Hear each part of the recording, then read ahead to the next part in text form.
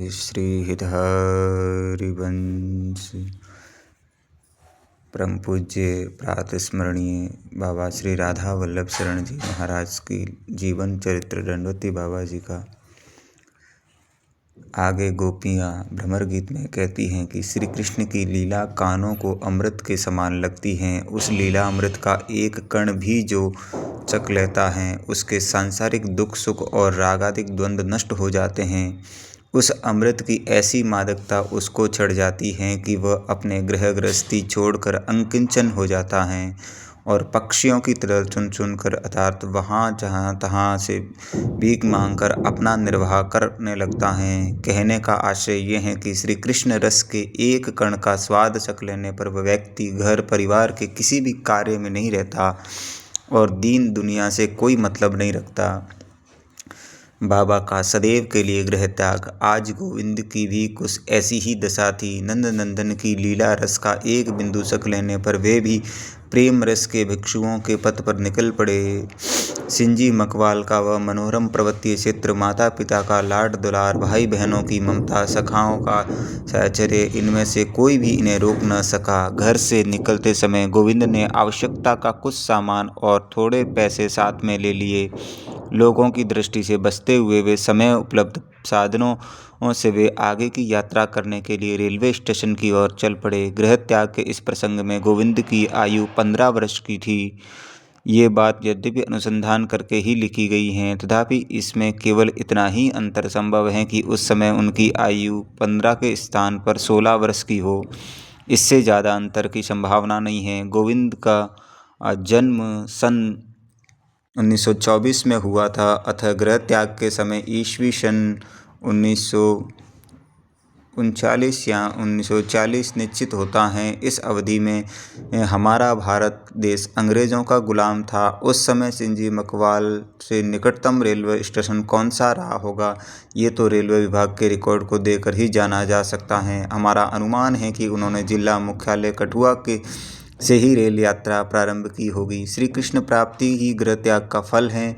ये दृढ़ निश्चय होते हुए भी श्री गोविंद के भीतर यात्रा के किसी निश्चित दिशा की अवधारणा नहीं थी। फिलहाल वे शीघ्र ही इस क्षेत्र से दूर चले जाना चाहते थे, इसलिए रेलवे स्टेशन पर प्रथम उपलब्ध गाड़ी में वे चढ़ गए। वह गाड़ी लाहौर जा रही थी। कठुआ से लाहौर की दूरी लगभग 150 किलोमीटर है। रेलगाड़ी अब कठुआ स्टेशन छोड़कर लाहौर की ओर दौड़ने लगी। जगत के प्रत्येक छोटी छोटी घटना ईश्वर की इच्छा से ही घटित होती हैं। भौतिक दृष्टि से भले ही हम यहाँ होने वाली घटनाओं को मर्म न जान पाए, परंतु ईश्वरीय विधान से होने वाली प्रत्येक घटना के पीछे उन दया में प्रभु की अहेतुक कृपा ही छिपी होती है। किसी घटना का स्थूल रूप चाहे जितना भी सुखद या भयावह हो, वह उन विश्व सृष्टा करुणा सागर का मंगलमय विधान ही है। ये तथ्य सभी जीवों पर समान रूप से लागू होता है, अर्थात प्राणी मात्र के जीवन में होने वाली प्रत्येक हलचल के पीछे उस मुरली मनोहर का ही गूढ़ अनुग्रह है। आवश्यकता है केवल उस अनुग्रह को पहचानने की, वे अनुभव करने की। इस यात्रा में गोविंद के साथ भी एक ऐसी ही घटना घट गई जिसका बाह्य स्वरूप तो वो भय उत्पन्न करने वाला था, परंतु वस्तुतः ब्रजराज कुंवर की एक कृपामयी लीला ही थी। डाकुओं का आक्रमण। रेलगाड़ी जब शाहदरा स्टेशन पहुंची तो उस पर डाकू आ गए। शाहदरा लाहौर के बिल्कुल निकट हैं। रावी नदी के तट पर स्थित शाहदरा नामक बस्ती हैं, जो दूसरे तट पर लाहौर नागर हैं। लाहौर बड़ा शहर है, शाहदरा उसके अंतर्गत आने वाला एक उपनगर है। गाड़ी में डाकुओं के आ जाने से अफरा तफरी मच गई।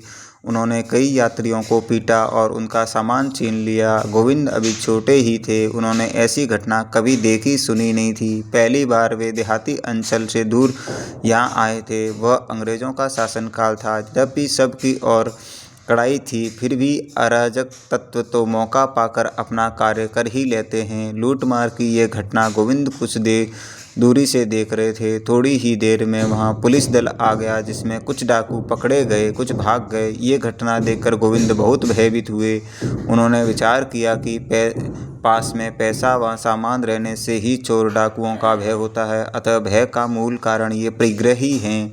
ऐसा विचार कर उन्होंने अपने सामान व रुपये उसी समय वहां उपस्थित जरूरतमंद लोगों में बांट दिए, यहाँ तक कि अपने तन के कपड़े भी उतार कर दीन दुखियों को दे दिए। गोविंद के पास हरे रंग का एक बड़ा रुमाल था जो प्राय एक छोटे अंगूठे के बराबर ही था। उसे ही उन्होंने कटी वस्त्र के रूप में बांध लिया। अब उनके पास संग्रह के नाम पर वह कटी ही से बंधा हुआ मूसानुमा रुमाल ही था। उस समय वे सर्वथा अपरिग्रह हो गए चुके थे। अतः उन्होंने इस प्रकार से परिग्रह शून्य अर्थात अन्य आश्रय से रहित कर देने उस नटनागर की लीला की ही थी, इस घटना के रूप में गोविंद के साथ घटित हुई। भगवान के अनन्य आश्रय ही परमार्थ पथ का मूल हैं। अनन्य से तात्पर्य है कि किसी अन्य व्यक्ति, वस्तु या परिस्थिति का आश्रय शेष न रहे, सर्वतोभावेन पूर्ण रूप से अपने आप को उन पर निर्भर बना देना। साधक जब अनन्य आश्रय की इस कसौटी पर खरा उतरता है, उस समय से भगवत कृपा भी विशेष रूप से उसकी बाँह थाम लेती है। गोविंद भगवत प्राप्ति के लिए तत्परता के साथ घर छोड़कर निकले थे। साथ में सामान और पैसा था, वह भी उन्होंने साथ स्टेशन पर बांट दिया। किंतु घटनाक्रम यही नहीं थमा। इसके बाद इसमें एक और मोड़ आया। शाहदरा प्लेटफॉर्म पर गाड़ी में डाकुओं के आ जाने से पुलिस, रेलवे अधिकारी वहां उपस्थित थे, स्थिति का जायजा ले रहे थे। तभी भीड़ में से एक और गोविंद पर अचानक टीटी की नज़र पड़ी।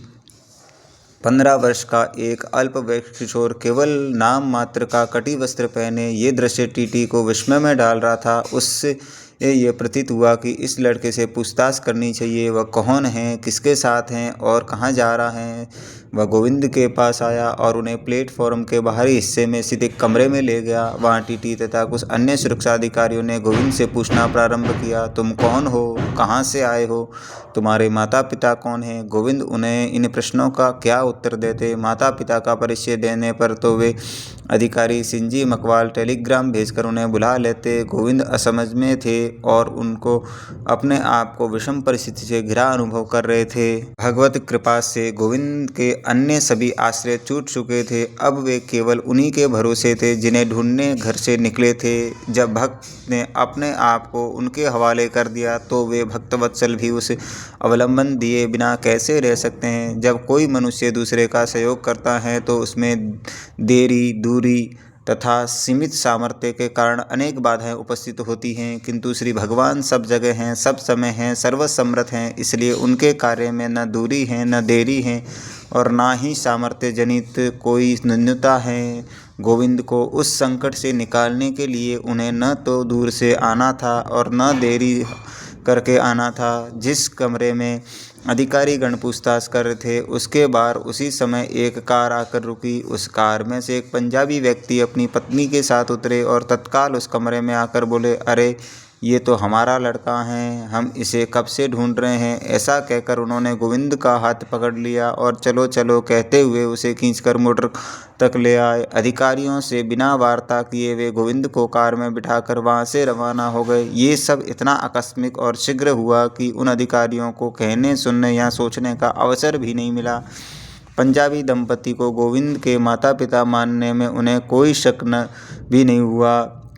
घर से भागा हुआ लड़का अपने माता पिता के साथ पुनः घर चला गया, ये उनके लिए संतोष की बात थी। वे पंजाबी दंपति गोविंद को अपने घर ले गए। उनका घर बहुत बड़ा और वैभवशाली था। वे कौन थे, शाहदरा प्लेटफॉर्म पर कैसे पहुँचे, गोविंद को अपने साथ क्यों ले गए, इन प्रश्नों का उत्तर खोजने का कोई माध्यम नहीं है। उनके बाहर स्थूल परिचय भले ही अज्ञात हो, किंतु इस घटना का आंतरिक सूक्ष्म परिचय श्री ठाकुर जी की भक्त वत्सलता के अतिरिक्त और कुछ नहीं है। पंजाबी दंपति ने गोविंद के लिए प्रथम तो कपड़े आदि की व्यवस्था की और फिर उन्हें भोजन करा के निवास के लिए एक अलग कक्ष दे दिया। उनके घर में भी एक नौकर था जिसे गोविंद की देखरेख के लिए नियुक्त किया गया। गोविंद का हाव भाव व व्यवहार ये कहा जता रहा था कि वे यहाँ रुकना नहीं चाहते हैं। वे सदा ही चिंतित और विचारों में डूबे हुए दिखाई देते थे, किसी से कोई व्यवहार नहीं करते। पूछी गई का हाँ या ना में भी उत्तर देते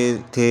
वे पंजाबी दंपति गोविंद का मन लगाने के लिए भांति भांति का प्रयास करते, किंतु उनका कोई प्रभाव दिखाई नहीं देता। एक दिन वे उन्हें सर्कस दिखाने भी ले गए। गोविंद उनके साथ चले तो गए, किंतु सर्कस के कौतूहल में उन्हें किंचित भी लुभा न पाए। फिर एक दिन वे गोविंद को सिनेमा दिखाने भी ले गए, परंतु इसका भी उनके अंतर्मुख पर कोई प्रभाव नहीं पड़ा। अनेक प्रकार के कौतूहल वाले दृश्यों से परिपूर्ण ये सृष्टि भी ये तो एक सर्कस अथवा सिनेमा जैसी ही है। भगवान ने अपनी लीला विनोद के लिए इसकी रचना की है। इस विचित्र सर्कस की रचयिता ने इसका मन अपनी ओर खींच रखा हो, वह भला इस बनावटी सर्कस दुनिया में कैसे लुभा सकता है। इसके भी प्रमाण मिलते हैं कि उन पंजाबी दंपति ने पंडितों को बुलाकर गोविंद का नामकरण संस्कार भी करवाया।